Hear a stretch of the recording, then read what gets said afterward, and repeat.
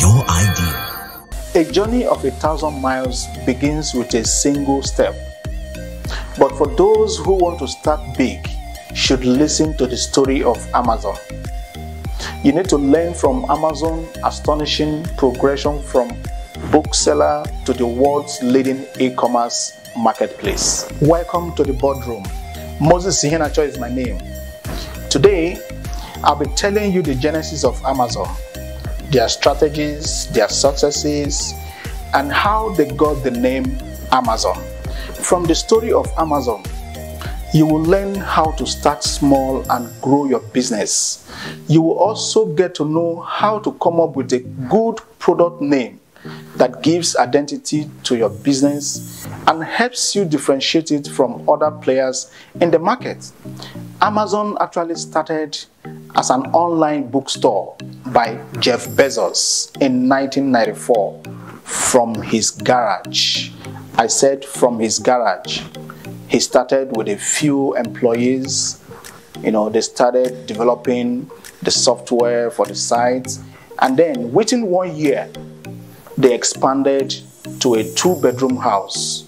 In those days, once a purchase is made, they would ring a bell and everyone would gather around to see if they knew the customer.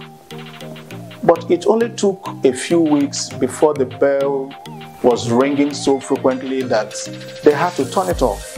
In the first month of its launch, Amazon had already sold books to people in all the 50 states in the United States and in 45 different countries.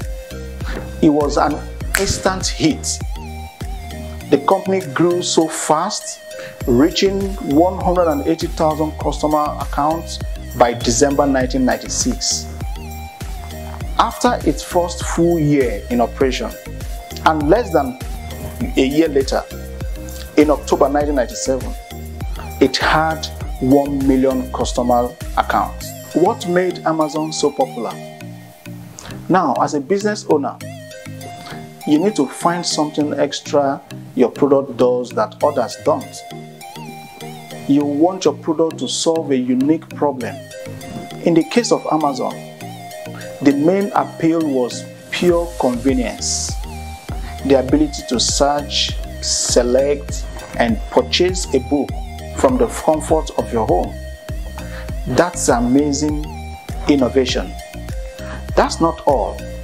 Amazon will deliver your purchase to your front door within days.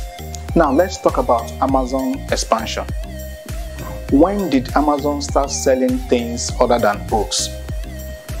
In 1998, after following Bezos' initial business plan, the company expanded into selling computer games and music.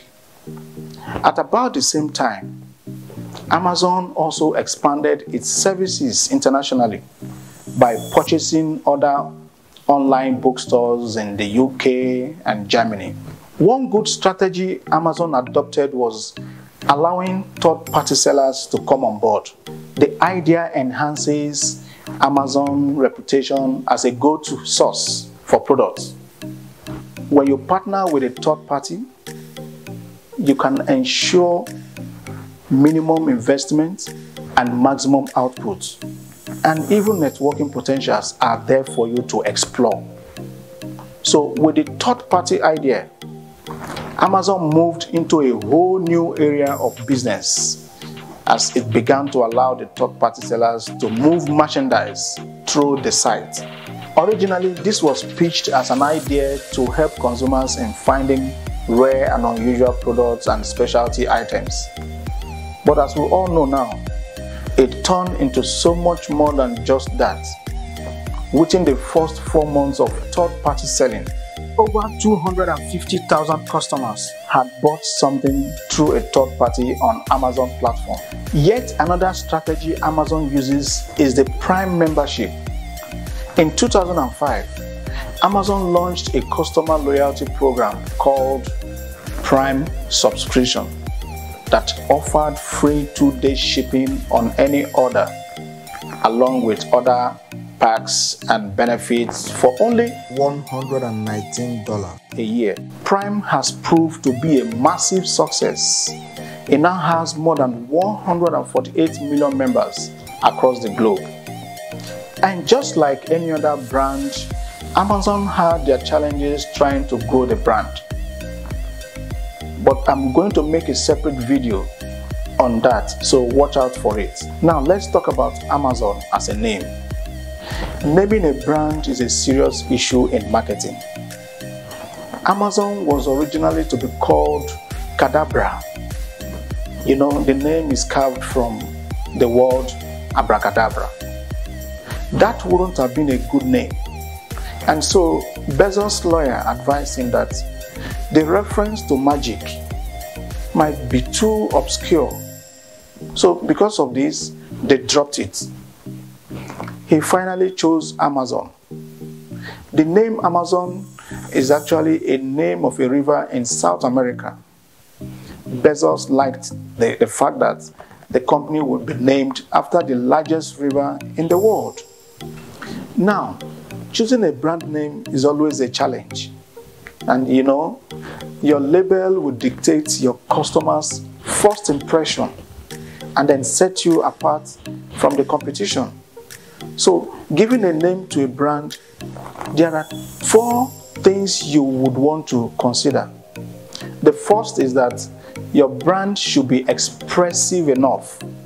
I mean, it should elicit a positive emotional response. It should be inviting. The second is that your brand name should be memorable. People should be able to remember your brand name easily. And then the third one is that your brand name should be simple to spell and pronounce. The last thing you want for your brand is for people to struggle when they are reading or writing the brand name. Simplicity is key. You wouldn't want to give a name that sounds like tetraoxosulfate 6 acid. So finally, the brand name should be identifiable. A good brand should stand out amongst the crowd. I would close this episode by saying that everybody wants the platform, but nobody wants the process. Do not despise the little beginning. Thank you for watching. Please share this video to inspire other people. Maybe someone, just maybe, someone might be another Amazon by simply watching this video. Kindly subscribe to my YouTube channel so you can be getting my weekly videos. Bye for now. The Boardroom. Power your idea.